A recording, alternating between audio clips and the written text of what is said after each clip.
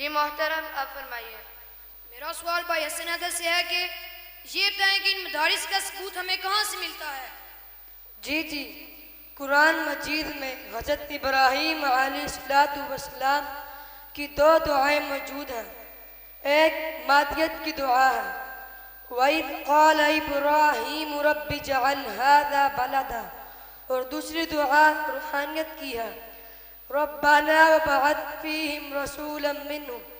روحانیت کا مرکز پیارے آقا علیہ السلام کی ذات گرامی ہے، اور اس آیت کریمہ میں آپ صلی اللہ علیہ وسلم کے 4 کاموں کا بھی ذکر ہے۔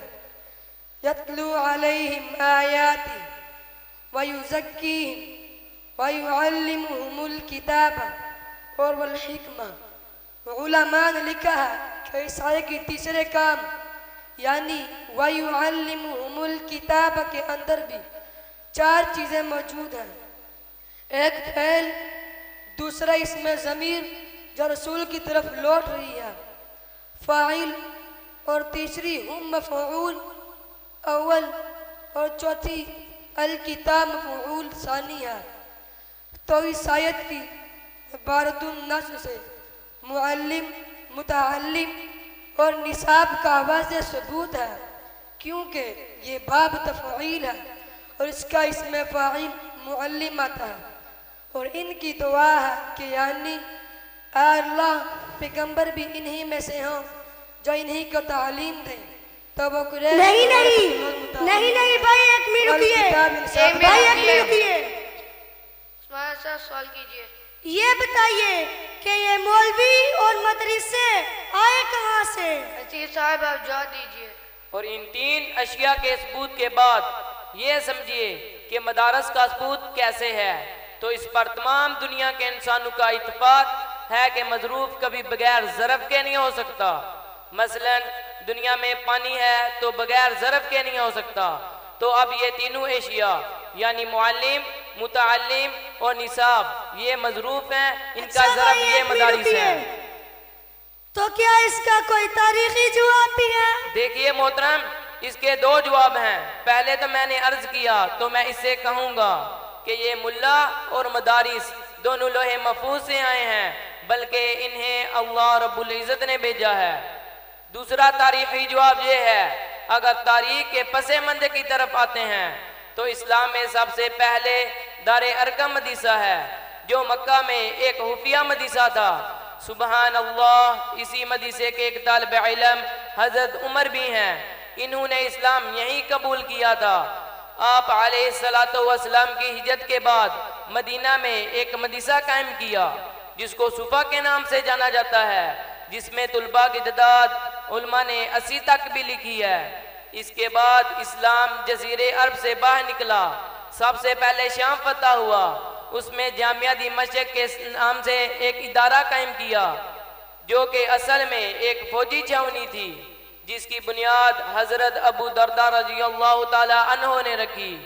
اس کے بعد مصر فتح ہوا، اس میں ایک ادارہ قائم کیا حضرت عمر ابن عاص نے، جس کو الازہر کے نام سے جانا جاتا ہے۔ ان اداروں میں اس وقت ایک وقت میں 4000 تک طلباء علم حاصل کیا کرتے تھے۔ یہ ابتدا وہاں سے ہوئی۔ اچھا یہ بتائیں کہ ان علماء نے اس ملک کے لیے کیا کیا ہے؟ محترم، جب آپ تاریخ کا سینہ چاک کر کے دیکھیں تو آپ کو سر فہرست چند ایسی بکری شخصیات ملیں گی جن کی جرأتوں اور شجاعت و عظمتوں کی رفت کتاب نہ آسمان لا سکتا ہے نہ ستارے لا سکتے ہیں۔ ان میں سے ایک مجاہد جس کو دنیا شاہ عبدالعزیز محدث دہلوی کے نام سے یاد کرتی ہے، جنہوں نے اپنے والد کے مسند پر بیٹھ کر 1760 میں سب سے پہلے انگریز کے خلاف فتویٰ دیا کہ انگریز کے خلاف جہاد کرنا فرض ہے۔ اگر یہ فتویٰ نہ ہوتا تو کبھی بھی ہندوستان کی آزادی کی تحریک نہ چلتی۔ اس کے بعد 1821 میں راجہ رنجیت سنگھ کی حکومت پنجاب میں قائم ہوگی۔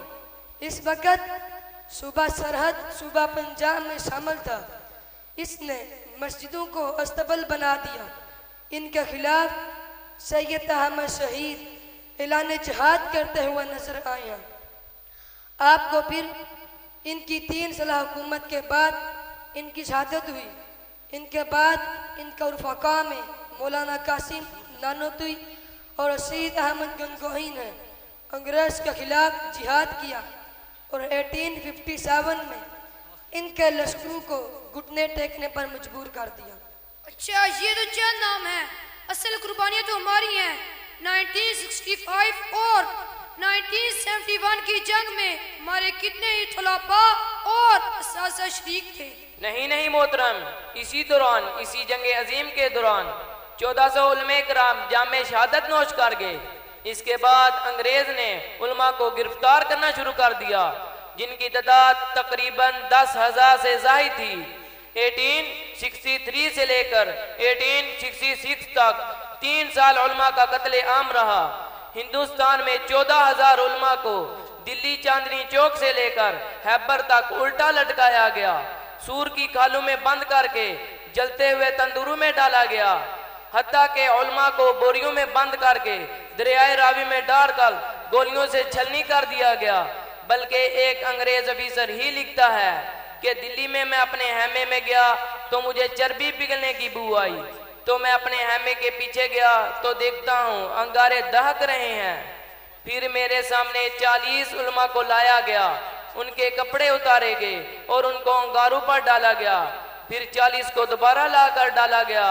انگریز افیسر کہتا ہے کہ وہ ان کو کہہ رہے تھے کہ کہہ دو 1857 کی جنگ آزادی میں ہم شریک نہیں تھے تو تمہارا رستہ چھوڑ دیں گے، لیکن وہ لکھتا ہے علماء جل کر راکھ ہو گئے، لیکن کسی نے یہ بھی کہہ کر معافی نہیں مانگی کہ 1857 کی جنگ آزادی میں ہم شریک نہیں تھے۔ اچھا، یہ تو بس پیسے ہی مانگتے ہیں لوگوں سے۔ چلیں اس کا جواب آپ اپنی آنکھوں سے دیکھ لیں۔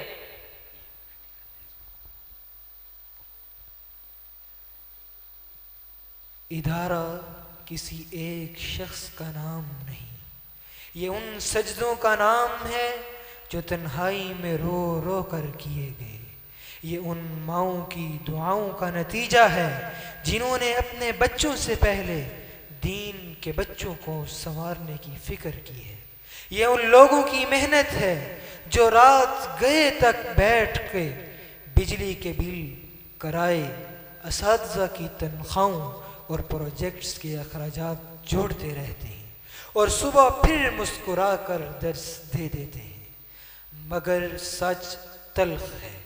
ہم ہزاروں کی فیس اسکول کو دے دیتے ہیں کیونکہ وہاں کیریئر بنتا ہے، اور مدرسے کو 200 دیتے ہوئے رعایت مانگتے ہیں۔ کیوں؟ کیونکہ وہاں صرف دین ملتا ہے۔ ہم دعوتوں میں تو خرچ کر دیتے ہیں، برانڈیڈ کپڑے پر لگا دیتے ہیں، مگر جب کہا جائے کہ مدرسہ تعاون چاہتا ہے تو زبان پر یہ جملہ آتا ہے، ادارے والوں کا کام تو مانگنا ہی ہے۔ کیا واقعی یا ہمارے ضمیر مانگنے والوں کو دیکھ کر اپنی ذمہ داری سے بھاگنا چاہتے ہیں؟ یہ دو رخا چہرہ آخر کب تک؟ ہم باطل کی سازشوں کی بات کرتے ہیں، مگر باطل کو کمزور کون کرتا ہے؟ وہ ہمارے حوصلے نہیں توڑتا، ہم خود پیچھے ہٹ جاتے ہیں، ہم خود قدم روک لیتے ہیں۔ یاد رکھیے، اللہ کے رستے میں دیا ہوا 1 روپیہ ضائع نہیں ہوتا، وہ 70 گنا نہیں کئی 100 گنا ہو کر لوٹتا ہے، مگر شرط یہ ہے کہ دل زندہ ہو۔ ناظرین، ہم سبھی 5 منٹ کے لیے صرف اپنی آنکھوں کو بند کر کے سوچ لیں، صرف 5 منٹ کے لیے، کہ آج میری موت کا وقت ہوا چاہتا ہے، میرا کفن تیار ہو رہا ہے، میری روح پاؤں سے نکلنا شروع ہوتی ہے، کرتے کرتے میرے جسم کا ساتھ چھوڑ جاتی ہے، میری بیوی کو سفید لباس پہنا دیا جاتا ہے، زیورات اتار دیے جاتے ہیں، میرے ہاتھ کی گھڑی اترتی ہے، میرے سر کی پگڑی اترتی ہے، نہلانے کے لیے مجھے بھی تختے پہ لٹایا گیا ہے، جب میرے چہرے پر ایک مکھی بھی بیٹھ جائے تو لگتا ہے پہاڑ ٹوٹ پڑے ہیں۔ جب مجھے کروٹ دی جاتی ہے تو میں چیخ چیخ کے کہتا ہوں ارے ذرا آرام سے۔ فرشتوں نے اتنے زور سے ہتھوڑا مارا کہ ہڈیاں چور ہو چکی ہیں۔